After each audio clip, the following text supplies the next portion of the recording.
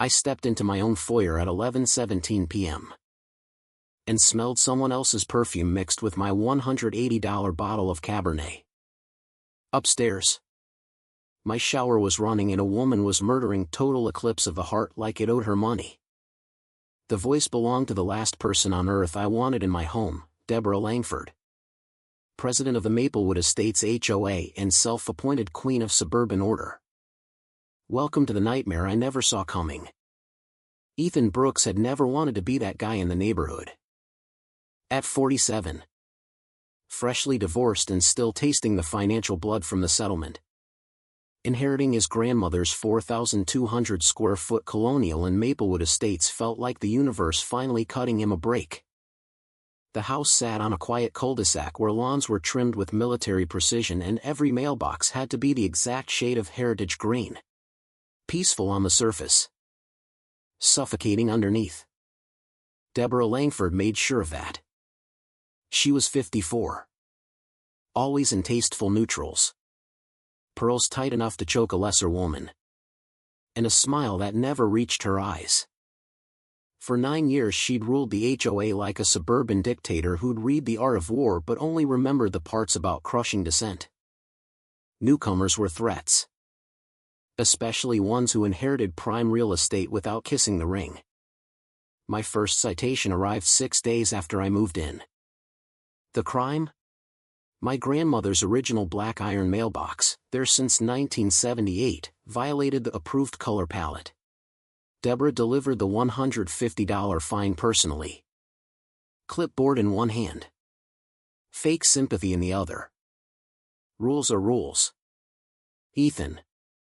We all have to make small sacrifices for the greater harmony of the community. I paid it.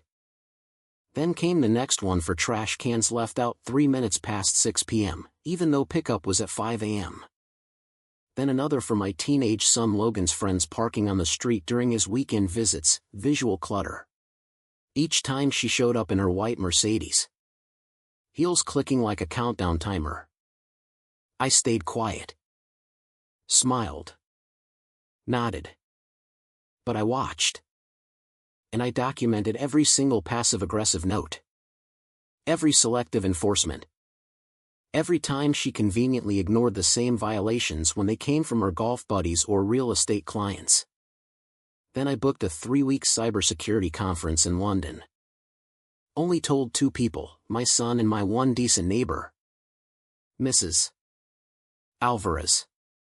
Somehow Deborah found out. The night before my flight she appeared on my porch. You really shouldn't leave a property like this vacant, she said. I's already cataloging my foyer like a realtor doing a mental appraisal. I'd be happy to keep an eye on things. For the community. Of course. I've got it handled, I replied. Her smile thinned. We'll see. 2 weeks early. Conference wrapped sooner than expected. I rolled my suitcase up the driveway at 11 p.m. Every light in the house was on. Music drifted from the living room. A gleaming white Mercedes sat exactly where my car belonged. I slipped around back. Used the old garden gate key my grandmother had shown me when I was 10. And let myself in like a ghost in my own life. The smell hit first, her signature cloying floral perfume that had haunted every HOA meeting for years. Then the evidence, takeout containers on my granite island. 2 wine glasses in the sink, one with lipstick. And my best Bordeaux, the '09 I'd been saving, half empty on the counter. I moved silently through the house. Phone recording everything. Unfamiliar heels by the door. A cashmere throw I'd never bought draped over my couch. Upstairs. The shower was still running and Deborah was still singing. Completely off-key. Like she owned the place. I climbed the stairs. The master bathroom door was ajar. Steam rolling out. Through the frosted glass I saw her silhouette, definitely not mine. Deborah, I called out. Voice calm. The singing cut off like someone yanked the plug. Water kept running. A long pause. Then her voice. Suddenly small, Ethan? You're not supposed to be back for 2 more weeks. It's my house. Deborah. I can come back whenever the hell I please. 5 minutes later she emerged wrapped in my navy bathrobe. Hair dripping onto my hardwood floors. Her face cycled through shock. Calculation. Then landed on righteous indignation. There was a security concern in the neighborhood, she announced. Clutching the robe. As HOA president I have emergency authority to protect vacant properties. It's all perfectly legal. I gestured at the empty wine bottle. By drinking my cellar and using my shower? She doubled down. The covenants grant broad emergency powers. I have documentation. She actually marched into my home office, and produced a folder with a document titled Emergency Caretaker Agreement bearing what was supposed to be my signature. The forgery was so bad my cybersecurity brain laughed before my mouth did. Interesting, I said. Still recording. Because document forensics is literally what I do for a living. That's when the guest bathroom toilet flushed. Out walked Richard Caldwell, married father of 3. Treasurer of the HOA board. And the same guy who always voted with Deborah on every fine. He was still zipping his pants. The silence that followed was so complete I could hear my own heartbeat. Richard tried the cop voice even though he wasn't a cop. Everything okay here? Deb? I smiled for the first time all night. Officer, I mean. Richard. You realize you're both trespassing. Right? And that this is being recorded? The retaliation was swift and predictable. By morning I had new locks installed and a growing folder of evidence.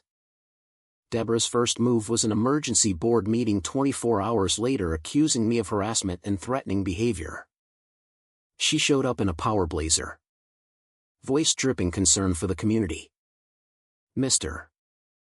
Brooks burst into his own home in a rage, she told the board. We fear for the safety of our volunteers. The board, 3 of whom listed her real estate agency as their employer, nodded solemnly. They slapped me with a $1,500 fine and a $500 monthly monitoring fee until I demonstrated compliance. I sat there quietly, recording every word, letting her dig the hole deeper. That night Mrs. Alvarez brought over coffee and the real story. She's done this before, she whispered. 2 other houses. People sold and left rather than fight. She uses empty luxury homes to stage for her rich clients. Makes her look like she handles premium properties. And the fines? They go into accounts nobody can trace. I started digging. What I found was beautiful in its ugliness. Deborah had been running a quiet protection racket for years, fake emergency repairs. Phantom vendors. Selective enforcement that pressured homeowners into using her as their realtor. She disabled my security system like a pro. But she hadn't counted on cloud backups and my habit of encrypting everything. The footage was gold, Deborah giving private tours of my house to potential buyers. Bragging about exclusive managed luxury properties. Richard helping her move furniture. Her photographing every room like a real estate pornographer. But the killer was the financials. With help from a forensic accountant neighbor and my own digital forensics. We traced $68,000 in diverted HOA funds over 3 years. All routed through shell companies tied to her. The final board meeting was standing room only. 43 homeowners showed up, record turnout. Deborah tried the Victim Act one last time. This man has waged a personal vendetta against me for simply doing my job. I stood up. Connected my laptop to the projector. And let the footage play. The room went dead silent as everyone watched Deborah drinking my wine. Hosting clients in my dining room. And laughing about that poor divorced guy who'll never know. When the financial spreadsheets hit the screen showing the embezzlement, the murmurs turned to open anger. Mrs.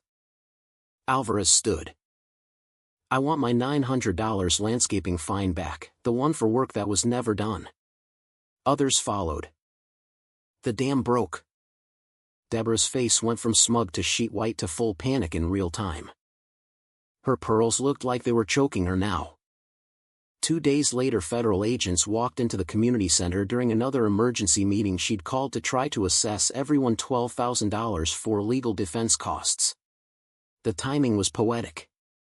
"Deborah Langford," the lead agent said. "Loud enough for everyone to hear. You're under arrest for mail fraud, wire fraud, and conspiracy." The handcuffs clicked while she was still mid-sentence about protecting property values. Richard Caldwell was arrested at his home the same afternoon.